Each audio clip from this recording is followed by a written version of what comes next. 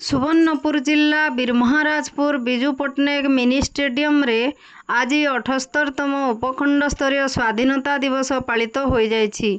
एही अवसर रे स्थानीय उपजिल्लापाल ललाटेन्दु सी मुख्य अतिथि भाव में जोग दे जातीय पताका उत्तोलन करने सह मिलित पेरेड रे अभिवादन ग्रहण करथिले।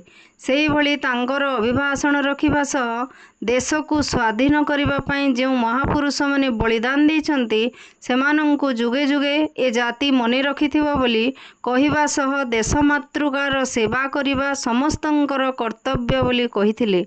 आजिर ए पेरेड रे सीनियर एनसीसी एवं जूनियर एनसीसी रो गोटे लेखा ट्रुप सहित मोट 33 गोटी ट्रुप अंशग्रहण करथिले।